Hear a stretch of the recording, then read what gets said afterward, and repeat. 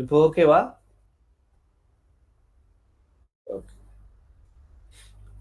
So நாம பார்த்தது போல இந்த எபேசிய நிருபம் என்பது அவர்களுக்கு நேரடியாக என்ன பண்ணப்படவில்லை, எழுதப்படவில்லை. மாறாக பவுல் எழுதுகிற போதே அவர்களுடைய நோக்கம் வந்து என்னவாக இருக்கிறது, அநேகருக்கு பக்கத்துல இருக்கிற எல்லா சபைக்கும் போற மாரியான ஒரு காரியம். ஆகவே சிலர் என்ன சொல்றாங்கன்னா, இந்த கொலோசியர் 4ஆம் அதிகாரம் 16வது வசனத்துல, இந்நிருபம் உங்களிடத்தில் வாசிக்கப்பட்ட பின்பு, இது லவோத்திக்கா சபையிலும் வாசிக்கப்படும்படி செய்யுங்கள். லவோத்திக்காவிலிருந்து வரும் சரி. லவோத்திக்காவிலிருந்து வரும் நிருபத்தை நீங்களும் என்ன வரும் நிருபத்தை நீங்களும் வாசியுங்கள் என்று சொல்லப்படுகிற இந்த லவோத்திக்கா நிருபம்ங்கிறத இந்த எபேசிய நிருபத்தை தான் லவோத்திக்கா நிருபம் என்று சொல்லுகிறதாக சிலர் சொல்லுகிறாங்க. ஏன்னா இந்த நிருபம் எபேசு பட்டணத்துல வந்து கொலோசியர் லவோத்திக்கா அப்படி போயிட்டு வருது அல்லவா? ஆகவே அப்படி இருக்கலாம் என்று ஒரு சில வேத ஆராய்ச்சியாளர்கள் நம்புகிறார்கள். இது காரணம் என்னன்னா இந்த எபேசு நிருபத்துல எந்த தனிப்பட்ட நபர்களுக்கும் வாழ்த்துதலும் சொல்லவில்லை. தனிப்பட்ட சபையில் காணப்படுகிற பிரிவினைகளை பற்றி பேசல. பொது பிரச்சனைகளை பேசுகிறாரே ஒழிய 2 பேருக்கு நடக்கிற இப்ப பிலிப்பு பட்டணத்தெல்லாம் பார்த்தீங்கன்னா 2 நிறைய பேருக்கு நடக்கிற பிரச்சனைகளை பற்றி பேசுகிறார். 1 கொரிந்தியர் நிருபத்துல நீங்க பார்த்தீங்கன்னா, அங்க ஒரு மனிதன் மீது நடவடிக்கை எடுக்காமல் இருக்கிற பிரச்சனைகளை பேசுகிறார். ஆனால் இந்த எபேசு திருச்சபையில எந்த உள்ளூர் பிரச்சனைகளை பற்றி பேசாமல், திருச்சபையில் உலகளாவிய திருச்சபையில் காணப்படுகிற சில பிரச்சனைகளை மையப்படுத்தி பேசுகிறார். ஆகவே சிலர் சொல்லுகிறார்கள், இந்த எபேசிய நிருபம் என்பது பவுல் எழுதின பொதுவான நிருபம் அப்படின்னு சொல்றாங்க.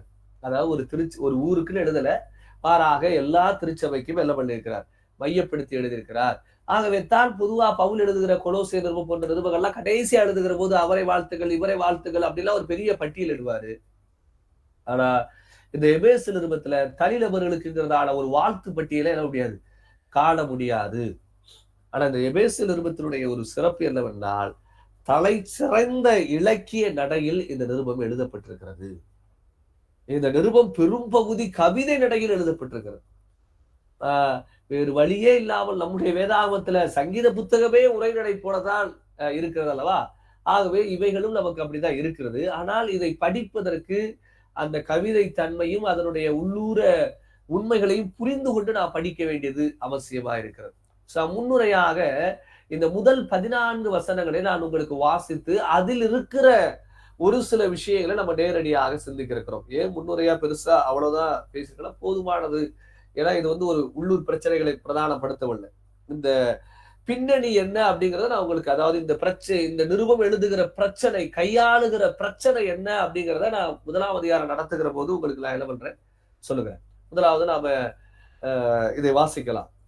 தேவனுடைய சித்தத்தினாலே இயேசு கிறிஸ்துனுடைய அப்போஸ்தலனாகிய பவுல் எபேசுவிலே கிறிஸ்து இயேசுவுக்குள் விசுவாசிகளாயிருக்கிற பரிசுத்தவான்களுக்கு எழுதுகிறதாவது, நம்முடைய பிதாவாகிய தேவனாலும் கர்த்தராகிய இயேசு கிறிஸ்துவினாலும் உங்களுக்கு கிருபையும் சமாதானமும் உண்டாவதாக. நம்முடைய கர்த்தராகிய இயேசு கிறிஸ்துவின் பிதாவாகிய தேவனுக்கு ஸ்தோத்திரம். அவர் கிறிஸ்துவுக்குள் உன்னதங்களிலே ஆவிக்குரிய சகல ஆசீர்வாதத்தினாலும் நம்மை ஆசீர்வதித்திருக்கிறார். நமக்கு முன்பாக நாம் அன்பில் பரிசுத்தம் உள்ளவர்களும் குற்றம் இல்லாதவர்களுமாய் இருப்பதற்கு அவர் உலக தோற்றத்துக்கு முன்னே கிறிஸ்துவுக்குள் நம்மை தெரிந்து கொண்டபடியே பிரியமானவருக்குள் தாம் நமக்கு தந்தருள்ள தம்முடைய கிருபையின் மகிமைக்கு புகழ்ச்சியாக தம்முடைய தயவுள்ள சித்தத்தின்படியே நம்ம இயேசு கிறிஸ்து மூலமாய் தமக்கு சுவிகார புத்திரராகும்படி முன்குறித்திருக்கிறார். அவருடைய கிருபையில் ஐஸ்வர்யத்தின்படியே இவருடைய இரத்தத்தினாலே பாவ மன்னிப்பாகிய மீட்பு இவருக்குள் நமக்கு உண்டாயிருக்கிறது. அந்த கிருபையை அவர் சகல ஞானத்தோடும் புத்தியோடும் எங்களிடத்தில் பெருக பண்ணினார். காலங்கள் நிறைவேறும் போது விளங்கும் நியமத்தின்படி பரலோகத்தில் இருக்கிறவைகளும் பூலோகத்தில் இருக்கிறவாகிய சகலமும் கிறிஸ்துவுக்குள்ளே கூட்டப்பட வேண்டும் என்று தமக்குள்ளே தீர்மானித்திருந்த தம்முடைய தயவுள்ள சித்தத்தின் ரகசியத்தை எங்களுக்கு அறிவித்தார். மேலும் கிறிஸ்துவின் மேல் முன்னே நம்பிக்கையா இருந்த நாங்கள் அவருடைய மகிமைக்கு புகழ்ச்சியா இருக்கும்படி தமது சித்தத்தின் ஆலோசனைக்கு தக்கதாக எல்லாவற்றையும் நடப்பிக்கிற அவருடைய தீர்மானத்தின்படியே நாங்கள் முன்குறிக்கப்பட்டு கிறிஸ்துவுக்குள் அவருடைய சுதந்திரமாகும்படி தெரிந்து கொள்ளப்பட்டோம். நீங்களும் உங்கள் ரட்சிப்பின் சுவிசேஷமாகிய சத்திய வசனத்தை கேட்டு விசுவாசிகளான போது வாக்குத்தத்தம் பண்ணப்பட்ட பரிசுத்த அவருக்குள் முத்திரை போடப்பட்டீர்கள். அவருக்கு சொந்தமானவர்கள் அவருடைய மகிமைக்கு புகழ்ச்சியாக வீட்டப்படுவார்கள் என்பதற்கு ஆவியானவர் நம்முடைய சுதந்திரத்தின் அச்சாரமாயிருக்கிறார். இந்த முதல் 14 வசனம் தான் இந்த நிருபத்தினுடைய முன்னுரையாக இருக்கிறது. 14 வசனங்களையும் நாம் ஆழமாக படிக்கிற போது இது சத்தியத்தை தான் பவுல் அழுத்தம் கொடுக்கிறார் அப்படிங்கிறது நமக்கு என்ன ஆகும் புரியும். அதிலும் குறிப்பாக 3 முதல் 14 வரைக்கும் இருக்கிறது தான் இதனுடைய தனித்துவம். அது ஏங்கிறத பின்னாடி சொல்றேன். அப்ப முதல் 2 வசனங்களை நாம சிந்திச்சுட்டு, அந்த 3 முதல் 14 வசனங்கள் என்ன சொல்லுகிறது அப்படிங்கிறதுக்கு நேரா போகலாம். அப்ப பவுல் இந்த கடிதத்தை நான் ஏற்கனவே சொன்னது போல எல்லா மக்களுக்குமாக, அதாவது ஒரு குறிப்பிட்ட பட்டணத்துக்கு எழுதாமல் எல்லா பட்டணத்துக்கு எழுதுகிறார். ஆகவே எபேசுகிறதான வார்த்தை மூலமொழியிலே விடப்பட்டிருக்கிறது. அந்த இடத்துல அந்தந்த திருச்சபை போட்டுக்கொள்ளும்படியான ஒரு நோக்கத்தோடு எழுதியிருக்கிறார்கள் என்று சொல்லுகிறார். இதுல தேவனுடைய சித்தத்தினாலே இயேசு கிறிஸ்துனுடைய அப்போஸ்தலனாகிய பவுல் எபேசுவிலே கிறிஸ்து இயேசுவுக்குள் விசுவாசிகளா இருக்கிற பரிசுத்தவான்களுக்கு எழுதுகிறதாவது, முதலாவது தேவனுடைய சித்தத்தினாலே இந்த கடிதம் எழுதுவதாக புரிந்து கொள்ளலாம். அவர் ஏன் தேவனுடைய சித்தத்தினாலே இயேசு கிறிஸ்துனுடைய அப்போஸ்தலனாகிய பவுல்ங்கிற அந்த தேவனுடைய சித்தம்ங்கிறதான வார்த்தை அவர் ஏன் எழுதுறாருன்னா, இந்த கடிதத்தை நான் என்னுடைய இஷ்டத்துக்கு நான் எழுதல, கடவுளுடைய சித்தத்தின்படியாக நான் இந்த கடிதத்தை என்ன பண்ணுகிறேன், எழுதக்கூடியவனாக நான் இருக்கிறேன் அப்படிங்கிறதான ஒரு விஷயம்தான். இப்ப நம்முடைய வாழ்க்கையில கூட எல்லா சூழ்நிலையிலும் தேவனுடைய சித்தம் நிறைவேறுவதற்கு ஏதுவாக நாம் என்ன பண்ண வேண்டும், பிரயாசப்பட வேண்டும். அப்ப தேவனுடைய சித்தம் நிறைவேறுக்கு ஏதுவாக பிரயாசப்பட வேண்டுமானால் அப்படின்னா என்னன்னு நீங்க புரிஞ்சு கொள்ளக்கூடாது. நான் இன்றைக்கு எங்கு போகணும், யாரை சந்திக்கணும், எந்த வேலைக்கு சேரணும், எந்த பிசினஸ தொடங்கணும் அப்படிங்கிற தேவ சித்தத்தை பற்றி அல்ல. நீங்க அதை புரிஞ்சுக்கணும்.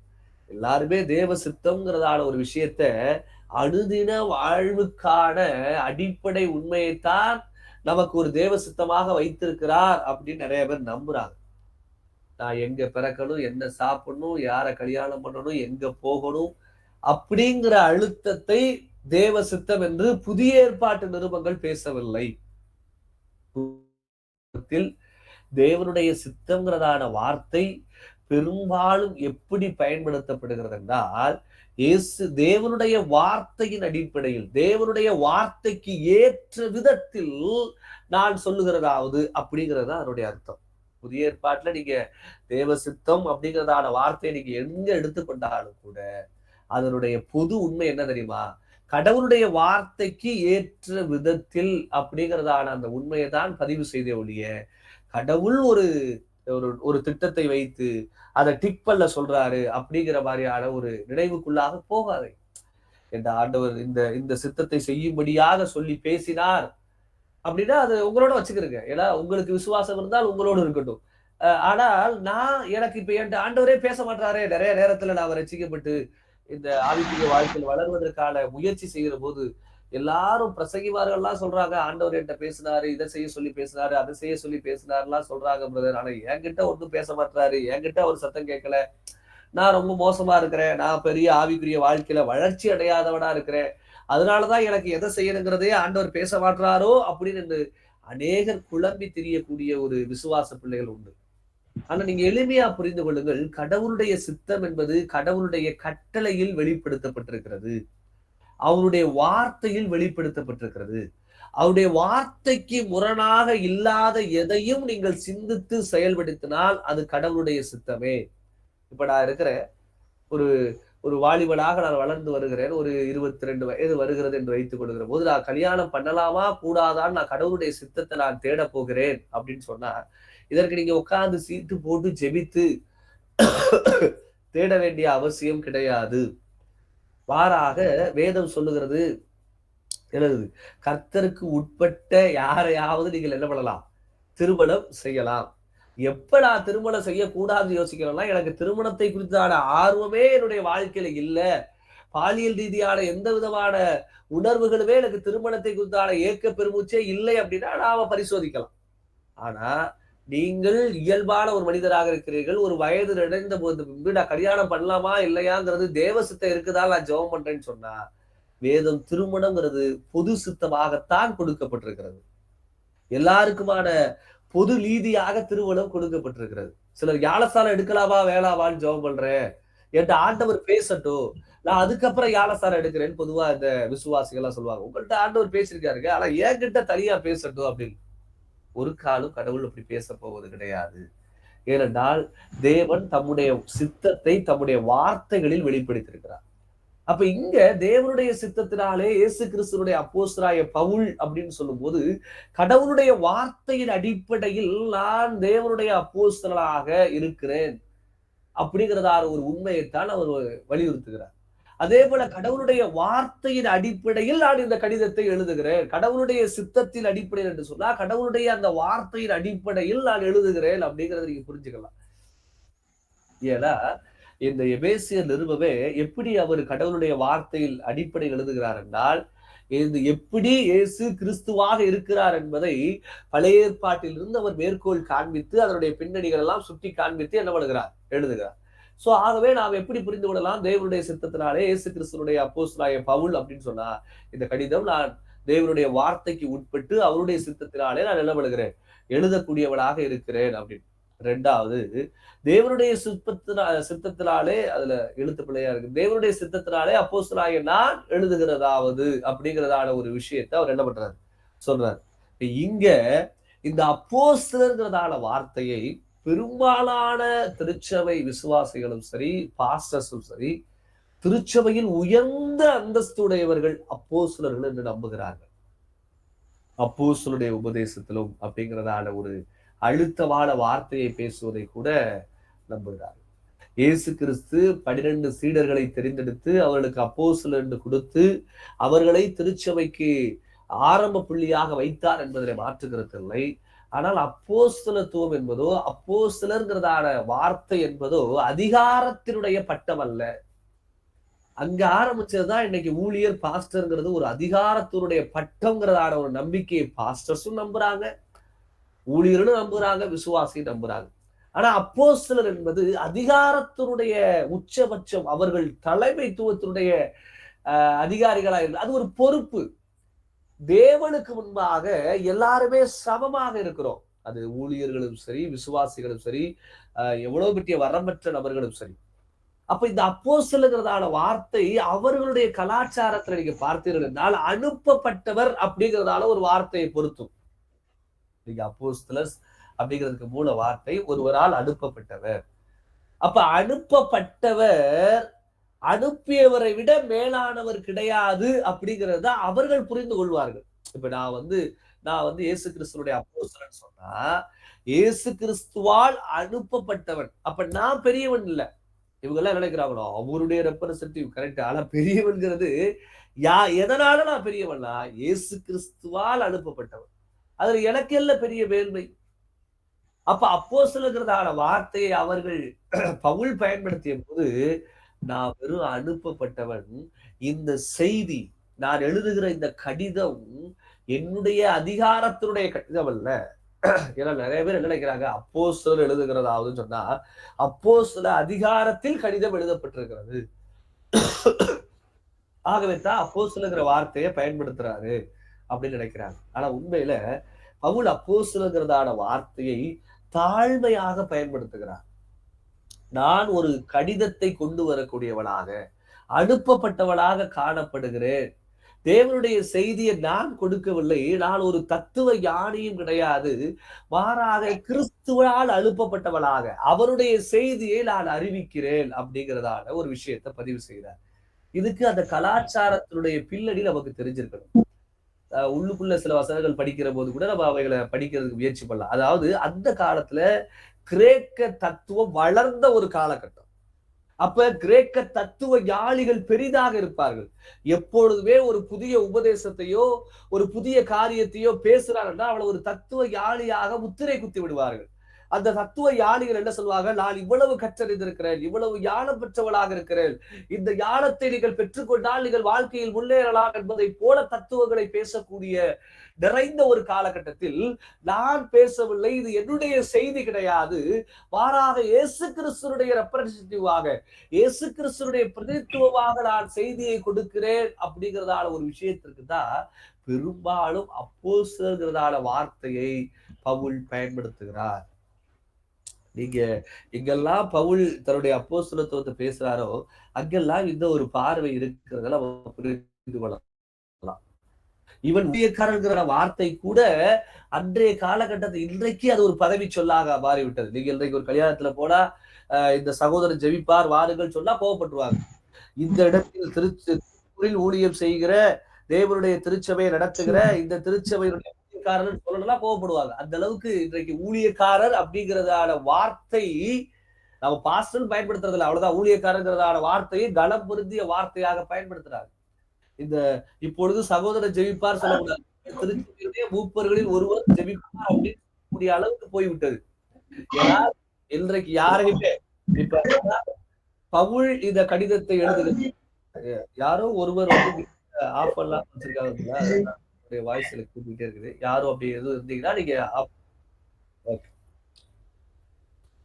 அப்ப பவுல் எழுதுகிற காலகட்டத்தில் தேவனுடைய ஊழியக்காரர் என்று சொன்னால் நான் தேவனுடைய அடிமையால் அப்படிலாம் என்ன சொல்றது, இவர் திருப்பூர் சபையுடைய கூலியால் அப்படின்னு திருப்பூர் சபையுடைய வேலைக்காரராகிய கூலியால் இப்போது வந்து ஜெபிப்பார் அப்படின்னு சொல்ல யாராச்சும் கேட்பாங்களா? அல்லது திருச்சி சபையில் வேலை பார்த்து கொண்டிருக்கிற கூலியாளாகிய ராஜ்கமல் இப்பொழுது வந்து ஜெபிப்பார் சொல்ல எப்படி இருக்கும்? அதனுடைய அர்த்தம் தான் கடிதத்தில் கொடுக்கப்படுகிறது. தங்களை தாழ்த்துகிற விதமாகத்தான் தங்களை ஊழியக்காரர் சாரி அப்போஸ்தலர்களான வார்த்தைகள் எல்லாம் அப்போஸ்தலர்கள் பயன்படுத்தினார் ஒழிய தாங்கள் திருச்சபையில் பொறுப்பாளர்கள். பொறுப்பாளர்ங்கிற ஒரு வார்த்தையெல்லாம் கண்டுபிடிச்சிருக்காங்க. நேற்று நாங்க இதை பத்தி ஏதோ படிச்சுட்டு இருக்கும் போது இப்படியா சொல்லாங்க. அதாவது மூப்பருக்கு கீழே உதவிக்காருக்கு வேலையா பொறுப்பாளர்ங்கிறவரு. அதாவது அவர் உதவிக்காரரா இருந்து இப்ப பொறுப்பாளரா மாறி இருக்காரு.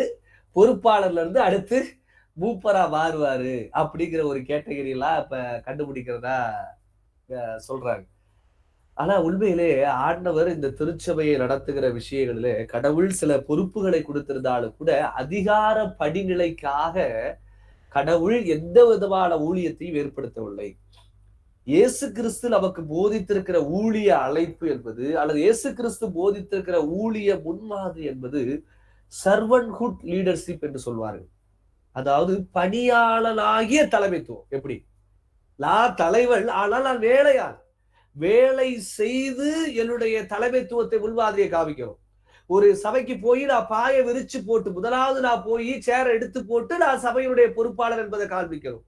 ஒரு திருச்சபைக்கு போய் அங்கிருக்கிற பிரதான வேலைகளை செய்து நான் இந்த திருச்சபையினுடைய ஒரு மூப்பராக இருக்கிறேன் என்று காண்பிக்கணும். எல்லாம் செய்து முடிச்சு ஸ்டேஜுக்கு வர்ற ஒரு பேர் மூப்பர் அல்ல. எல்லாம் செய்து முடிச்சு மைக்க பிடிக்கிற ஒரு பேர் பொறுப்பாளர் அல்ல.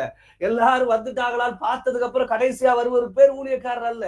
அங்க இருக்கிற வேலைகளை செய்து பணி செய்து தன்னை முன்மாதிரியாய் காண்பிக்கக்கூடிய ஒரு ஊழியத்துவத்தை தான் இயேசு கிறிஸ்து காண்பித்திருக்கிறார். அது வெறுமனே ஏதோ திருச்சபைக்கு மட்டுமல்ல, கணவன் குடும்பத்தினுடைய தலைவன். நாங்கள் இந்த தம்பதிகளுடைய கூடுகளுடைய 2வது பகுதியில இந்த தலைமைத்துவத்தை நடத்துகிற போது அதான் சொல்லுவாங்க, அவன் தலைமைதான். ஆனால் வேதம் போதிக்கிற தலைமைத்துவம் என்பது இந்த சர்வன்ஹுட் லீடர்ஷிப். உங்களுடைய மனைவிக்கு பணி செய்து நீங்கள் தலைவராய் நடந்து கொள்ளுங்கள். அவ்வளவுதான், ஓடிடுவோம்ல. ஆனா ஆண்டவர் அப்படிதான் அழைக்கிறார். நான் தலைவன், நான் என்ன செய்ய வேண்டும்? மனைவியை அதிகாரம் செலுத்துவது அல்ல, மனைவிக்கு பணி செய்ய வேண்டும், மனைவிக்கு பணிவிடை செய்ய வேண்டும், மனைவியை போஷித்து பராமரிக்க வேண்டும். அதன் மூலமாக நான் தலைமைத்துவத்தை காண்பிக்கணும். என்னுடைய மனைவியினுடைய சகல பாதுகாப்புக்கும், என்னுடைய மனைவி பிள்ளைகளுடைய பராமரிப்புக்கான வேலைகளை நான் எந்த அளவுக்கு கவனம் செலுத்துகிறேனோ அந்த அளவுக்கு நான் குடும்பத்தினுடைய தலைவராக இருக்கிறேன். அதுதான் தலைமைத்துவம், அதிகாரம் செலுத்துவதல்ல. எல்லாருமே வேதாகமத்தினுடைய தலைமைத்துவத்தை மிக தவறுதலாக உள்வாங்கிய நிலையில் இன்றைக்கு காணப்படுகிறோம். அப்படிப்பட்டதான ஒரு உள்வாங்குதல் அப்போஸ்தலர்ட்ட இல்ல. சில இடங்கள்ல நான் 12 அப்போஸ்தலரை குறைவுள்ளவள் அல்ல அப்படின்னு தன்னுடைய அந்த உரிமையை நிலைநாட்டுவதற்காக பேசியிருந்தாலும் கூட, ஆனால் அப்போஸ்தலர்ங்கிறதான வார்த்தையோ, வேலைக்காரர்களான வார்த்தையோ, மேய்ப்பர் போதகர்களான எல்லா வார்த்தைகளும் அவர்களுடைய கலாச்சார சிந்தையின் அடிப்படையில பாத்தீங்களா, கூலிக்காரல் என்று சொல்வதைத்தான் பொருந்தக்கூடியதா இருக்கிறது. எந்த ஒரு திருச்சபையில் அப்போஸ்தலர்களுக்கு என்ன சொல்றது, அப்போஸ்தலர் அதிகாரம் அல்லது தலைமைத்துவம் பாஸ்டர் அப்படிங்கிறதால ஒரு உயர்ந்த ஸ்தானத்தை காண்பிக்கக்கூடியதான அதிகாரத்துவமான செயல்பாடு எப்பொழுதுமே கிடையாது. சோ பவுல் இந்த இடத்துல தான் அப்போஸ்தலனாகிய பவுல் என்று சொல்ல வருகிற போது ஒரு போஸ்ட்மேன் மெயிலா சொல்லலாம், அப்படிதான் சொல்லணும். ஏன்னா அவர் ஒரு செய்தியை கொடுத்திருக்கிறார். அந்த செய்தியை நான் உங்களுக்கு கொடுக்கிறேன் அப்படிங்கிறதால ஒரு விஷயத்துலதான், ஒரு தூதுவள் அப்படிங்கிறதால அர்த்தத்தில் தான் நாம் புரிந்து கொள்ள வேண்டும். நாம் செய்தி கொடுக்கும் போது கூட இயன்ற வரைக்கும் என்னுடைய சிந்தையில் வைத்திருக்கிறவைகள் அல்ல, வேத வசனத்தில் இருக்கிறவைகளை நான் கொடுக்கிறோம்.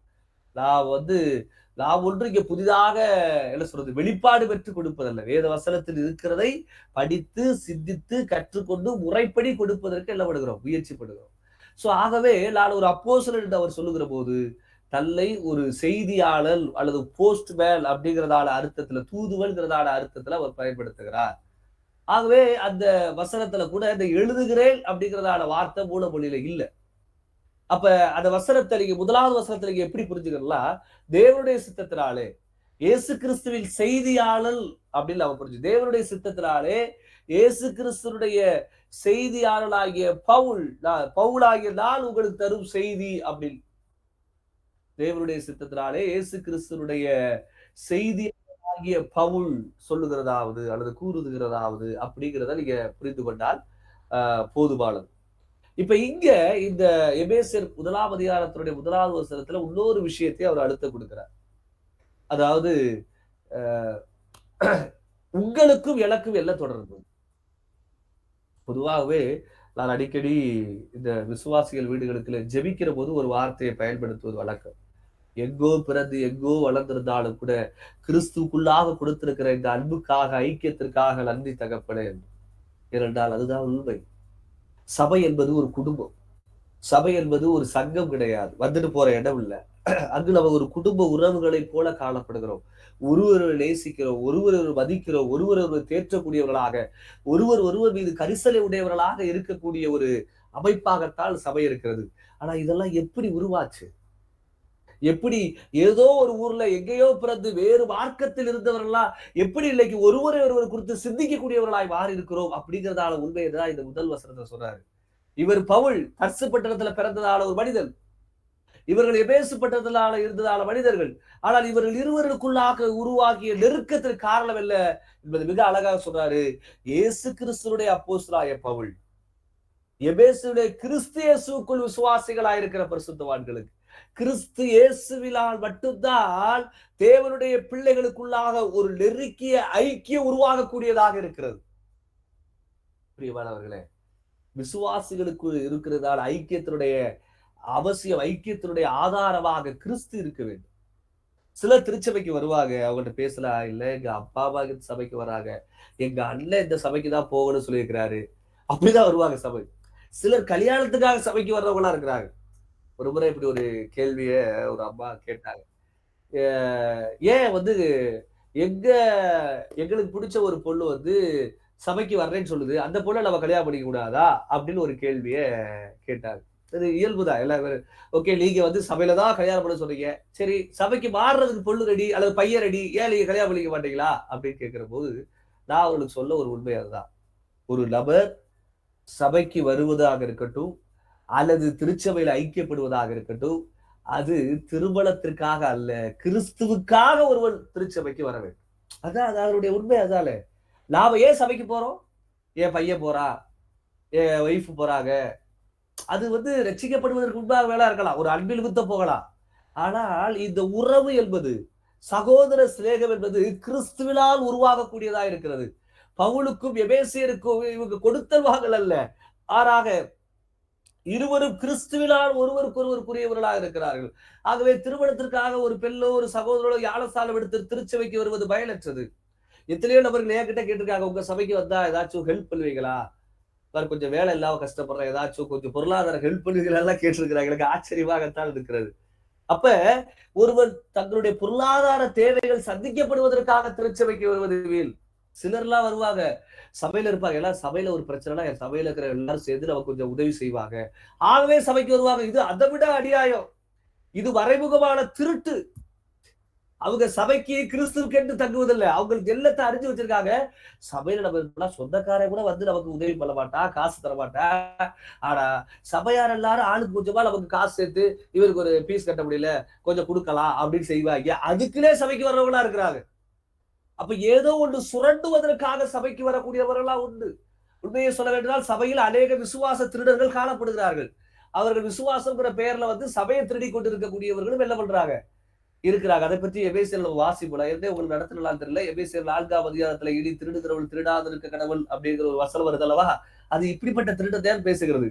சபையில் இருந்து கொண்டு விசுவாசிகளை சுரண்டக்கூடிய அல்லது திருச்சபையை சுரண்டக்கூடிய அல்லது போதகர்களை சுரண்டக்கூடிய அந்த திருட்டை பற்றி தான் என்ன பண்ணுகிறது பேசுகிறது. நான் சபைக்கு ஏன் வருகிறேன்? நான் சபைக்கு ஏன் போறேன்? அது கிறிஸ்துவினால். அப்ப இப்ப நீங்க எடுத்துக்கொள்ளுங்க, எங்கேயோ நீங்க ரொம்ப தள்ளி இருக்கக்கூடிய ஒரு பட்டணம். ஆனா இங்கிருந்து நான் உங்களுக்கு வார்த்தை அறிவிக்கிறேன். இங்க இருக்கிற அநேகர் நீங்க எங்களுக்காக ஜெபிக்கக்கூடியவர்களாக இருக்கிறீர்கள். எதனால்? கிறிஸ்து இயேசுவினால் உண்டாகிறதான இலை. அப்ப பவுலாகிய நானும் நீங்களும் அந்த விசுவாசம் எபேசு பட்டணமல்ல, எங்கெல்லாம் போகுதோ உங்க எல்லாரையும் எல்லையும் உங்களை இழைக்கக்கூடியது இதுவே கிறிஸ்து. கிறிஸ்துவினால் நாம் இழைக்கப்பட்டிருக்கிறோம் அப்படின்னு. அப்ப உங்கள் உறவு கிறிஸ்துவினால் இணைக்கப்பட்டதாக இருக்குது. ஒருவேளை வாலிப பிள்ளைகள் திருமணத்திற்காக காத்து கொண்டிருக்கிறவர்கள் இருப்பீர்களாகி எந்த காலகட்டத்திலும் தயவு செய்து அவரை கல்யாணத்துக்கு அப்புறம் திருத்திரலாங்கிறதால அந்த துணிகரத்துக்குள்ள மட்டும் போகவே போகாது. இல்ல எங்க வீட்டுல ரொம்ப கேஸ்ட் பாக்குறாங்க, அதனால அவர் ஒரு ஆர்சி கிறிஸ்டியன், அவரை கல்யாணம் பண்ணிட்டு அவரை கொண்டு வந்துடலான்னு இருக்கிறேன். எங்க வீட்டுல ரொம்ப ப்ரெஷர் பண்றாங்க, நான் ஒரே பையன் இப்படி சபையில போய் கல்யாணம் பண்ணலாம், ஒரே பொண்ணு நான் சபையில போய் கல்யாணம் பண்ணலாம், எங்க குடும்ப உறவுகள் எல்லாம் எங்களை ஏளனமா பேசுவாங்க அப்படிலாம் கூட நிறைய பேரு திருமண விஷயம் வருகிற போது எத்தனையோ விசுவாச பிள்ளைகள் கடைசியா ஒத்து போயிடுறாங்க. எனக்கு ஆச்சரியமா இருக்கு. அவங்க சண்டே கிளாஸ் நடத்திருப்பாங்க, வசன போட்டியில பயங்கரமா போதிச்சிருப்பாங்க. எனக்கு இந்த வசன போட்டியில போட்டிடுறவங்க எல்லாம் பார்க்கும்போது இல்ல கொஞ்சம் சீரியஸா அவங்கள்ட்ட சொல்லணுமோ அப்படிங்கிற அளவுக்கு இருக்குது. ஏன்னா அதெல்லாம் ரொம்ப ஆர்வமா செஞ்சுட்டு எங்க உறுதியா நிக்கலுமோ அங்கே நிக்க மாட்டாங்க வாலிப பிள்ளைகள். சண்டே கிளாஸ்ல இருந்து யூத் மீட்டிங் வரைக்கும் வைராக்கியமா இருந்துட்டு உங்களுடைய திருமணத்துல உங்களுடைய பெற்றோர்களுக்காக கிறிஸ்துவை விட்டு கொடுத்துறாதீங்க. அப்ப கிறிஸ்துவுக்காக பெற்றோர்களை விட்டு விடலாமா என்று கேட்டால், கிறிஸ்துவுக்கு விரோதமாக உங்கள் பெற்றோர்கள் உங்களை செய்ய தூண்டினால் தாராளமாக உங்களுடைய பெற்றோருக்கு சாந்தத்தோடு எதிர்த்து நில்லுங்கள் என்றுதான் வேதம் சொல்லுகிறது. அது உங்களுடைய பெற்றோர் மட்டுமல்ல, யாராக இருந்தாலும் சரி. ஆகவே கிறிஸ்துவுக்காக நில்லுங்கள். உங்களுடைய வைராக்கியம் தேவனுடைய வார்த்தைக்காக நிற்பதுங்கிறதுல உறுதியா இருக்க வாலிப பிள்ளைகளை கிறிஸ்துவுக்காக கல்யாணம் பண்ணுங்க. அப்பாவுக்காக கல்யாணம் பண்ணாதீங்க. கிறிஸ்துதான் உங்களுடைய மையமாக இருக்க வேண்டும். சபைக்காக கல்யாணம் பண்ணுங்க, கிறிஸ்துவுக்காக கல்யாணம் பண்ணுங்க. அப்படினாதான் கிறிஸ்துவுக்குரியவர்களாக நீங்க தேர்ந்தெடுப்பீங்க. திருமணத்துல நீங்கள் தேர்ந்தெடுக்கிற நபர் கிறிஸ்துவை எப்படி பார்க்கிறார், இயேசு கிறிஸ்துக்குள்ளாக அவருடைய உறவு எப்படி இருக்கிறது, அதுல மிகுந்த கவனம் செலுத்துங்க. அதுல மிகுந்த ஜாக்கிரதையா இருக்கு.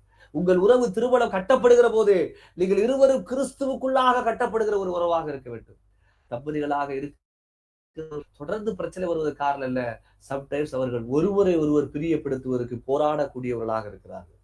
அவர்கள் 2 பேரும் சேர்ந்து கிறிஸ்துவை பிரியப்படுத்த முயற்சித்தால், 2 பேரும் சேர்ந்து தேவனுடைய வார்த்தையை முதன்மைப்படுத்த பிரயாசப்பட்டால் அநேக பிரச்சனைகள் குறைஞ்சிரும். ஆனா கல்யாணம் எல்லாம் என்னுடைய கத்துக்கிறது என்னது? எப்படியாவது மனைவியை அட்ஜஸ்ட் பண்ணிப்போம், எப்படியாவது புருஷனை அட்ஜஸ்ட் பண்ணிப்போம். இது அட்ஜஸ்ட் பண்ணி வாழ்நாள் முழுவதும் சண்டையோடு தான் இருக்கணும். உறவுகள் கிறிஸ்துவினால் கட்டப்படக்கூடியதா இருக்கணும். எனக்கும் உள்ளொரு சகோதரனுக்கு இருக்கிறதான உறவு, எனக்கும் என்னுடைய துணைக்கும் இருக்கிறதான உறவு, எனக்கும் என்னுடைய பிள்ளைகளுக்கு இருக்கிறதான எல்லா உறவுமே நான் கிறிஸ்துவை பிரதானப்படுத்தினால் அந்த உறவு உறுதிப்படக்கூடியதாக எல்லாம் இருக்கக்கூடியதா இருக்கிறது. இந்த வசனத்துல உள்ளொரு வார்த்தையை அவர் சொல்றாரு. இன்ட்ரோடக்ஷன்ல எபேசுவிலே கிறிஸ்து இயேசுவுக்குள் விசுவாசிகளா இருக்கிற பரிசுத்தவான்களுக்கு எழுதுகிறதாவது, அவர் ரிசீவரா தலை சொல்றாரு, அவர் செய்தியாளர் எழுதுகிறதாவது சொல்லுகிறேன் அப்படின்னு சொல்லிட்டார். இப்ப யாருக்கு எழுதுகிறேன்னு சொல்லும் போது கிறிஸ்து இயேசுவுக்குள் விசுவாசிகளாக பரிசுத்தவான்களாக, இந்த ரெண்டையும் வேறு வேறா நீங்க பிரிச்சு பார்க்கணுங்கிற அவசியம் இல்ல. அநேகர் பரிசுத்தவான்கள் சொல்லிட்டாரு, நாமெல்லாம் புனிதர்கள்.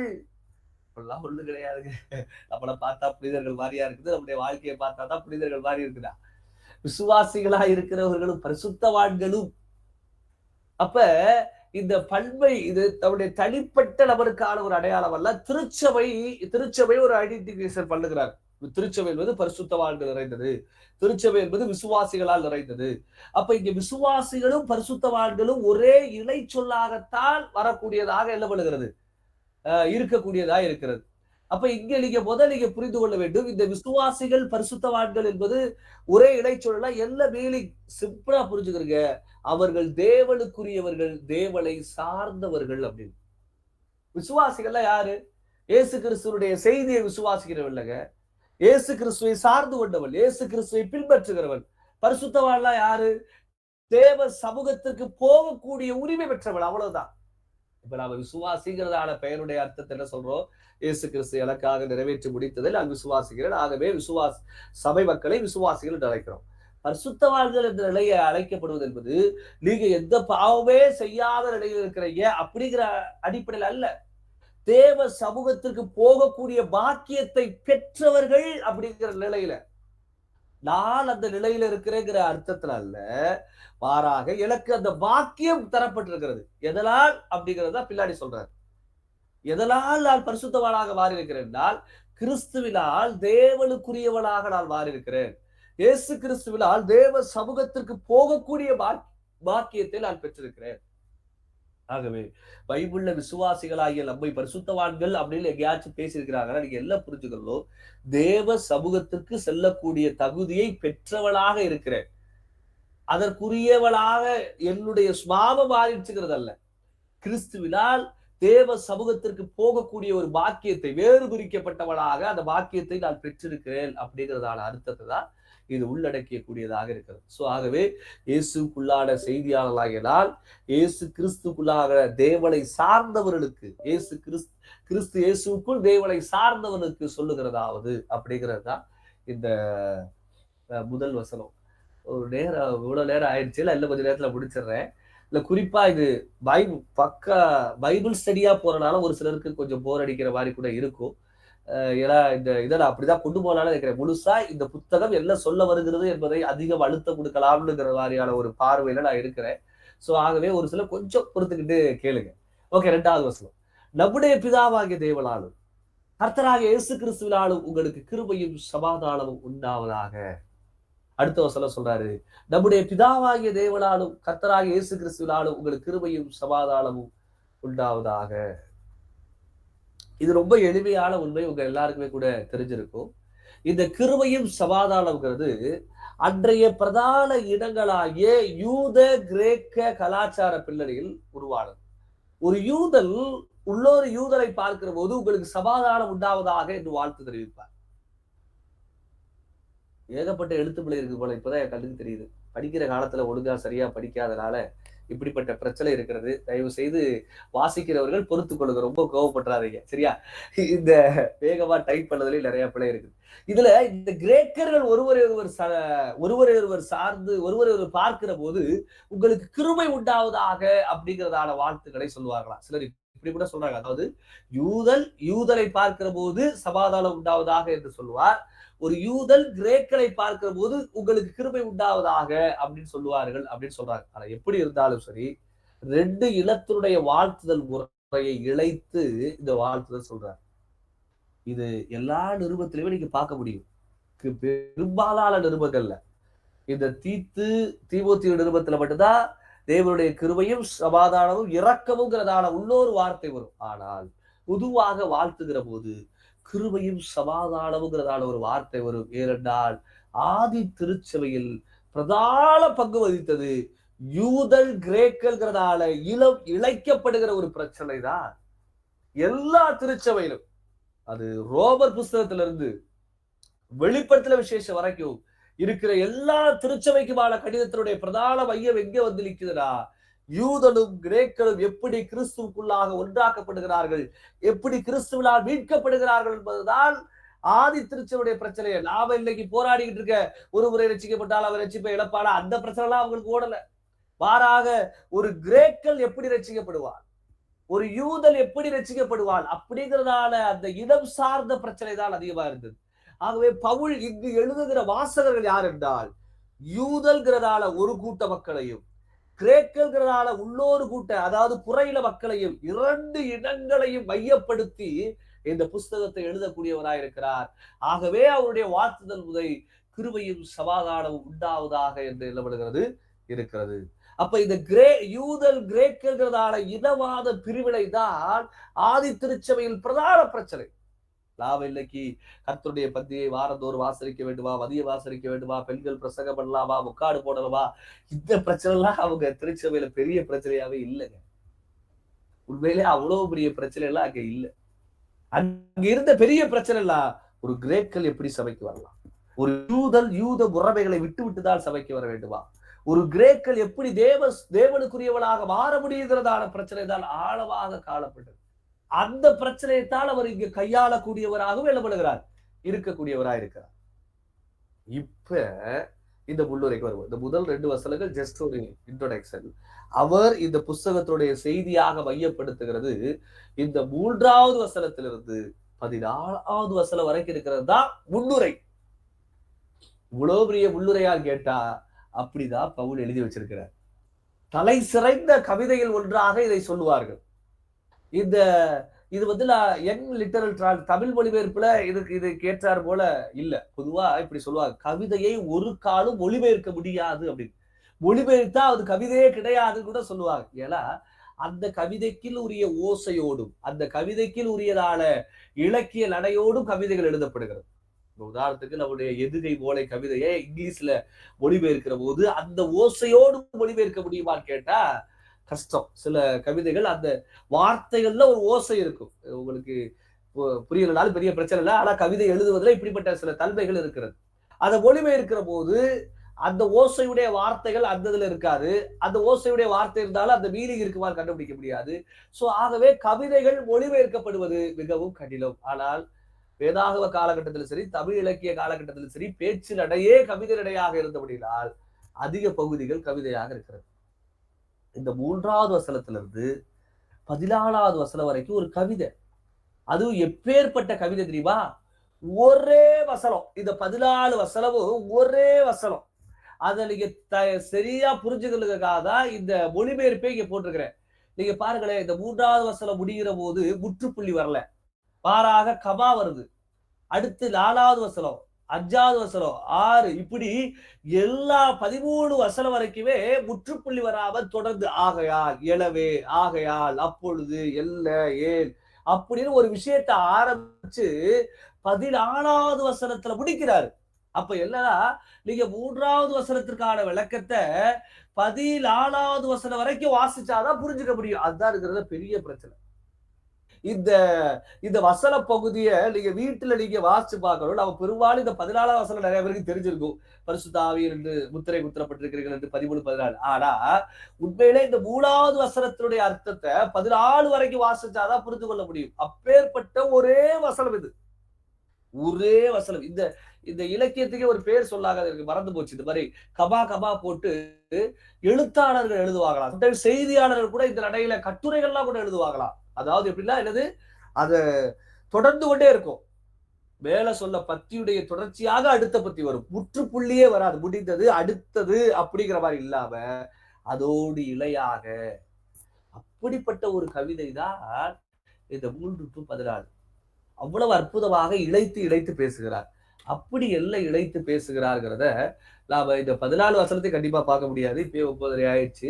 சோ ஆகவே இந்த 3வது வசனத்தை மட்டும் நான் உங்களுக்கு ஒரு 5 நிமிஷத்துக்குள்ள ஒரு 10 நிமிஷத்துக்குள்ள உங்களுக்கு சொல்லி முடிக்கிறேன். நம்முடைய கர்த்தராகிய இயேசு கிறிஸ்துவில் பிதாவாகிய தேவனுக்கு ஸ்தோத்திரம்.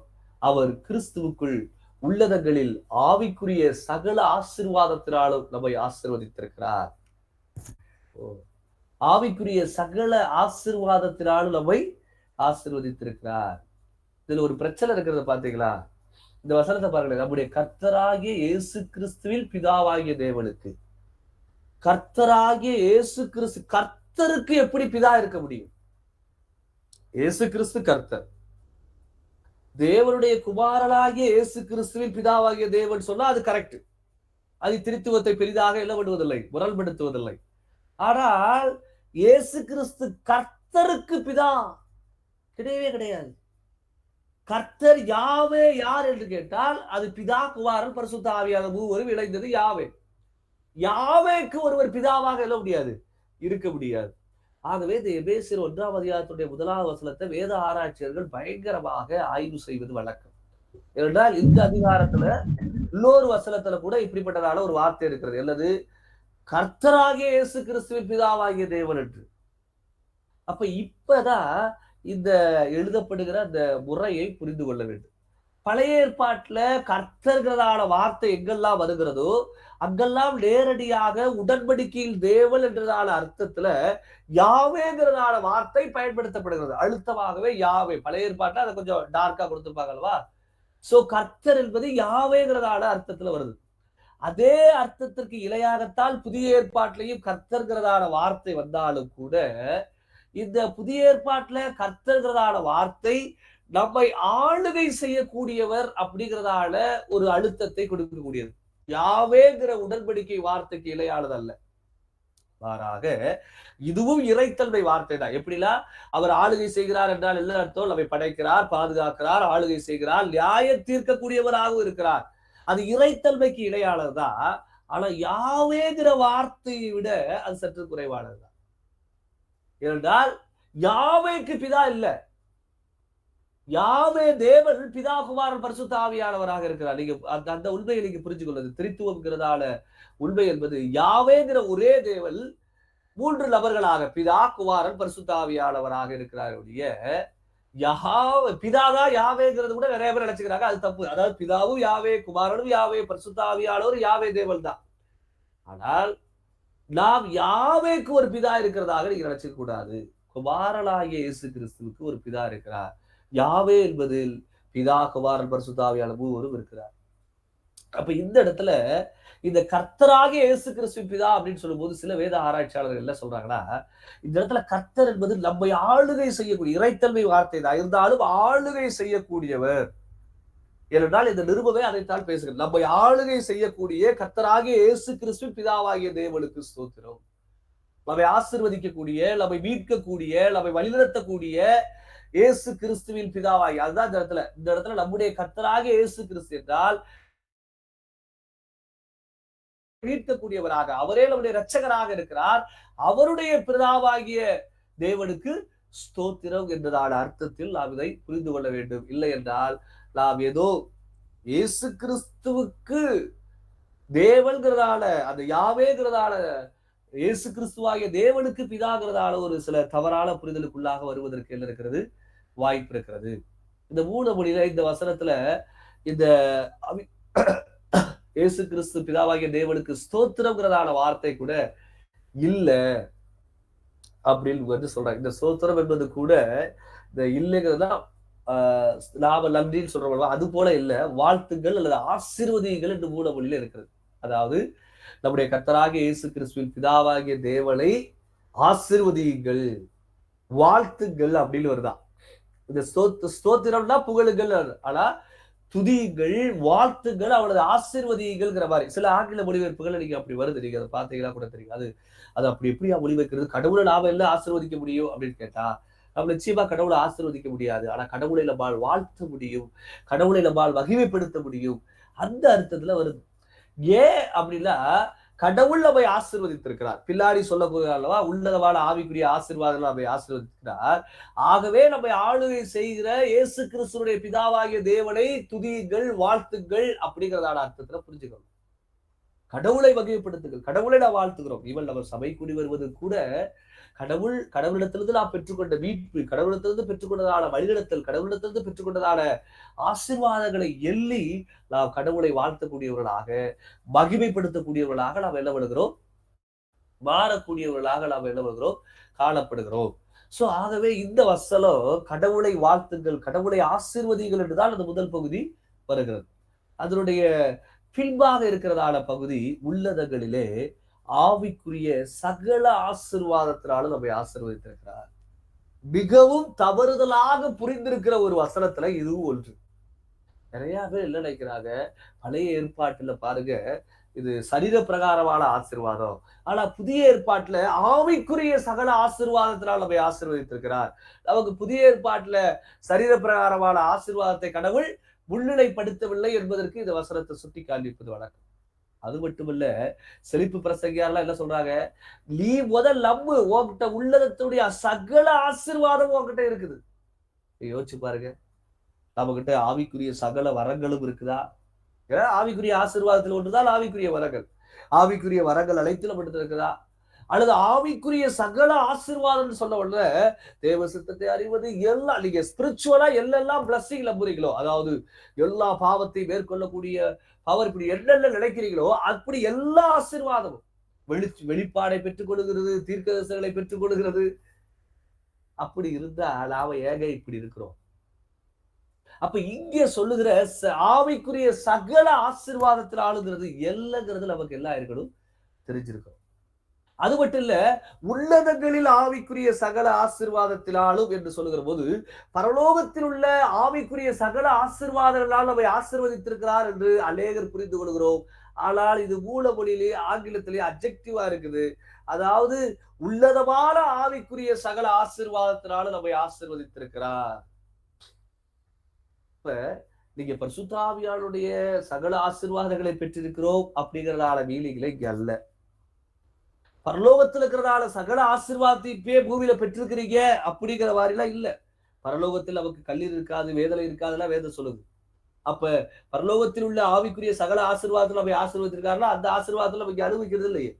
அப்ப இந்த வார்த்தை எப்படி மூலமொழியில் இருக்கிறது என்றால் உள்ளதமான ஆவிக்குரிய சகல ஆசீர்வாதங்களினாலும் அப்படிதான் புரிஞ்சுக்கணும் இல்லையா? வரிசையா அப்படி சொன்னீங்கன்னா நான் ஏற்கனவே சொல்லிட்டேன், கவிதையை மொழிபெயர்ப்பது கடினம். ஆகவே நம்முடைய தமிழ் மொழிபெயர்ப்பு சிறிய சிறிய குறைபாடுகள் இருக்கிறது. பிழையில் நீங்க எடுத்துக்கோனா சிறிய சிறிய குறைபாடுகள் இருக்கத்தான் செய்யும். அப்ப இந்த வசனத்துல உள்ளதமான ஆவிக்குரிய சகல ஆசீர்வாதத்தினாலும் நம்மை ஆசீர்வதித்திருக்கிறார் அப்படின்னு புரிஞ்சுக்கணும். இப்ப இதுல உன்னதமான அப்படின்னு ஓகே, அது என்ன ஆவிக்குரிய அப்படின்னு சொன்னா ஆவியானவருடைய ஆசீர்வாதம் பொதுவாகவே நம்ம எடுத்துக்கிறோம். ஆவிக்குரிய அப்படிங்கிறதான மீனிங்கே எப்பொழுதுமே நல்லது ஒரு ஸ்பிரிச்சுவல் அப்படின்னு. ஆனா ஆவிங்கிறதான வார்த்தை கிரேக்க கலாச்சாரத்துல அல்லது அவர்களுடைய கலாச்சாரத்துல எல்லா மீனிங்களையும் பயன்படுத்துறதா அழிவில்லாதது, நித்தியமானது அப்படிங்கிற ஒரு அர்த்தத்துல பயன்படுத்தலாங்க. ஆகவே பவுல் இந்த யூத கிரேக்க பின்னணியில் இருக்கிறதான மக்களுக்கு பேசுகிற போது அந்த ரெண்டு விஷயத்தையும் கவனம் செலுத்துகிறார். மேன்மையான ஆவிக்குரிய என்று சொல்லுகிற போது அழிவில்லாத ஆசீர்வாதம் அப்படின்னு புரிஞ்சுக்கணும். அப்ப என்னது? உன்னதமான அழிவில்லாத சகல ஆசீர்வாதத்தினாலும் நம்மை ஆசீர்வதித்திருக்கிறார். அப்ப நீங்க எல்லாம் புரிந்து கொள்ள வேண்டும் என்றால் இந்த வசனத்துல அவர் கிறிஸ்துவுக்குள் உன்னதமான அழிவில்லாத நித்திய சகல ஆசீர்வாதத்தினால் நம்மை ஆசீர்வதித்திருக்கிறார் என்று புரிந்து கொள்ள வேண்டிய ஒழிய மாறாக நீங்கள் சகல ஆவிக்குரிய வரங்கள், சகல ஆவிக்குரிய வெளிப்பாடுகள் எல்லாம் வல்லவே இருக்கிறது, நான் போய் காத்திருக்க வேண்டிய அவசியம் இல்லை, அந்த மாதிரிலாம் தப்பா புரிந்து கொள்ளாதீங்க. இந்த இடத்துல சொல்லப்படுகிறது பரலோகத்தினுடைய ஆசீர்வாதம் அல்ல, மேன்மையான அழிவில்லாத ஒரு ஆசீர்வாதத்தினால் நம்மை ஆசீர்வதித்திருக்கிறார். அது எல்லா ஆசீர்வாதம், அது எல்லா ஆசீர்வாதம் என்பதுதான் 3வது வசனத்திலிருந்து 14வது வசனம் வரைக்கும். என்ன தெரியுமா? கிறிஸ்துவினால் நாம் யூதலும் கிரேக்கலும் தேவனுக்குள்ளாக இணைக்கப்படுகிறோங்கிறது தான் அந்த உன்னதமான அழிவில்லாத நித்திய ஆசீர்வாதம். பிரியமானவர்களே, இது எல்லாருக்குமே பெறாங்களா இல்லையா? ஆனா வரங்கள் வரங்கள் வரங்கள் எல்லா வரங்களையும் எல்லா விசுவாசிகள் பெற்றிருக்கிறோமா? எல்லாரும் வெளிப்பாடு பெற்றிருக்கிறார்களா? எல்லாரும் ஊழியத்திலே வளர்ந்தவர்களாக பெரியவர்களாக காணப்படுகிறார்களா? ஆவிக்குரிய சகல ஆசீர்வாதத்தை கொடுத்திருக்கிறேன்னு சொல்ல இது எல்லாமே ஆவிக்குரிய பிளஸிங் தானே. அப்ப அது எல்லாருக்கும் கொடுக்கப்படாது. ஏன்னா அது கடவுள் வாக்குத்தத்தம் பண்ணல, அது எல்லாருக்கும் கொடுக்கவும் இல்லை. ஆனால் கிறிஸ்துவினால் நான் தேவனுக்குள்ளாக மீட்கப்படுகிறேன் ஆசீர்வாதம் என்பது உள்ளதமான அழிவில்லாத நித்திய ஆசீர்வாதத்தினால் நம்மை ஆசீர்வதித்திருக்கிறார் என்பதுதான் அந்த வசனத்தினுடைய பொருள். நமக்கு கிறிஸ்து பெருசா தெரிகிறது இல்லைங்க, நமக்கு இயேசு கிறிஸ்து பெருசா தெரிகிறது இல்லை. அதுதான் பெரிய பிரச்சனையே. வரங்கள் பெரிதாக தெரிகிறது, வெளிப்பாடு பெரிதாக தெரிகிறது, பெரிய சபை பெரிதாக தெரிகிறது, ஆத்துமாக்கள் நிறைந்து காணப்படுகிறது பெரிதாக தெரிகிறது, நல்ல பிரசங்கம் பண்ணுவது பெரிதாக தெரிகிறது. அதல்ல, கிறிஸ்து நமக்கு பெரிதாக தெரிய வேண்டும். கிறிஸ்துவினால் பெற்றதான வாக்கியத்தினுடைய மேன்மை நமக்கு தெரிவதில்ல. ஏன்னா நம்ம டைரக்டா சபைக்கு வந்திருக்கிறோம். ஆனால் ஒரு கோவிலுக்குள்ளே நுழைய முடியாது. வாக்குத்தத்தத்துக்கு அல்லியர், புறஜாதியர், தேவன் அற்றவன் என்று நிலையில் இருந்ததான மனிதன் தேவனால் நெருங்க சேரக்கூடியவனாக, தேவனை பிதா என்று அழைக்கக்கூடியதான உரிமை பெற்ற வாக்கியம் என்பது பெரிது. அப்ப அன்றைக்கு அவர்களுடைய நிலையிலே புரிந்து கொள்ள வேண்டிய விஷயம் என்னவென்றால், நான் கிறிஸ்துவினால் யூதல் கிரேக்கலாக தேவனற்றவர்களாக தேவ சமூகத்திற்கு ஈவன் யூதனாக இருந்தாலுமே தேவ சமூகத்துக்கு போக முடியாது. அங்க ஆசாரியர் இருக்கிறார், அங்க ஒரு தடை இருக்கிறது. ஆசாரியரை கூட நேரிட்டா தேவ பிரசனத்துக்கு போக முடியாது. புறஜாதியாருக்கு பிரகாரத்துக்குள்ளேயே போக முடியாது. இன்றைக்கு கொஞ்ச நாளைக்கு முன்னாடி இந்து அல்லாதவர்கள் இந்த கோயிலுக்குள்ள வரக்கூடாது அப்படின்னு ஒரு நீதிமன்றத்துல சட்டம் போட்டார்கள் அல்லவா? அதை விடத்தால் யூதர்களும் இருந்தார்கள். யூதருடைய வழிபாட்டு முறையும் அப்படிதான் இருந்துச்சு. புறஜாதியால் குறிப்பிட்ட எல்லைக்கு மேலாக தேவாலயத்துக்குள்ள சாலமோன் கட்டிய தேவாலயத்துக்குள்ள போக முடியாது. போனா அவள் கொலை செய்யப்படுவாள். அது அப்போஸ்தலர் நடவடிக்கைகள் வாசிக்க முடிகிறது. அப்ப தேவாலயத்துக்குள்ளேயே போக முடியாத ஒரு காலகட்டத்துல தேவனை நெருங்கி சேர முடியாமல் இருந்த யூதர்களும் சரி, தேவாலயத்துக்குள்ளேயே போக முடியாமல் இருந்த புறையிட மனிதர்களும் சரி, இன்றைக்கு கிறிஸ்து இயேசுவினால் தேவ சமூகத்துக்குள்ளாக தேவனுடைய புத்திரராக நீங்கள் மாறுகிறீர்கள் என்பது எவ்வளவு மேன்மையான ஆசீர்வாதமாக அவளுக்கு தெரிஞ்சிருக்கும். நமக்கு தெரியாது, நம்ம அந்த நிலைமையில இல்ல. அதான் பெரிய பிரச்சனை. ஆனால் அவள் என்ன நினைச்சிருப்பா, எவ்வளவு மேன்மையான ஆசீர்வாதம், அழிவில்லாத நித்திய ஆசீர்வாதத்தினால் நம்மை ஆசீர்வதித்திருக்க பிரியமானவர்களே. இன்றைக்கு நாம் தேவ சமூகத்துக்கு நெருங்குவதற்கு எனக்கு ஒரு போதகர் தேவையில்லை, எனக்கு ஒரு பாஸ்டர் தேவையில்லை, எந்த சடங்கும் தேவையில்லை, எந்த சபையும் தேவையில்லைங்கிறதால அந்த ஆசீர்வாதம் தான் கிறிஸ்துங்கிறதான நபர் எனக்காக மரித்து உயிர்த்தெழுந்த அந்த இயேசு கிறிஸ்துங்கிறதான நபர் மூலமாக நான் அப்பா என்று அழைக்கக்கூடியதான உரிமை பெற்றிருக்கிறேன் அல்லவா? அதுதான் மேன்மையான அழிவில்லாத நித்திய ஆசீர்வாதம். அதைத்தான் நாம் பெற்றிருக்கிறோம். தயவு செய்து இந்த வசனத்தை தவறுதலாக புரிந்து கொண்டு வஞ்சிக்கப்படாதீர்கள். கிறிஸ்துவில் நாம் அகமகிழ்வோம், கிறிஸ்துவில் நாம் இளைப்பாறுவோம். இந்த கிறிஸ்துவுக்குள்ளாக என்ன ஆசீர்வாதங்களை பெற்றோம் என்பதை நம்ம அடுத்த வாரத்துல சிந்திக்கலாம். நான் ஏற்கனவே சொன்னது போல இது ஒரு தொடர் வேத பாடமாக இருக்கிறது. இதை வேத ஆராய்ச்சியாகவே கொண்டு செல்லலாம் என்றுதான் நினைக்கிறேன். வாய்ப்பு கிடைக்கிறவர்கள் தயவு செய்து இந்த புஸ்தகத்தை முழுமையாக வாசித்து என்ன பண்ணிருங்க, முடிங்க. அப்போ உங்களுக்கு அது எளிமையாகவும் கூட எல்லாகும் இருக்கக்கூடியதா இருக்கும். சோ இப்பொழுது நாம ஜெபித்து என்ன பண்ணலாம், போகலாம்.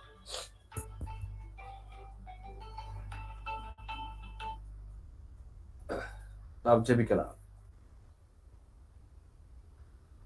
மகா கிருபையை இறக்குவதால எங்கள் பரலோக பிதாவே, இந்த வேலைக்காக நாங்கள் நன்றி செலுத்துகிறோம்.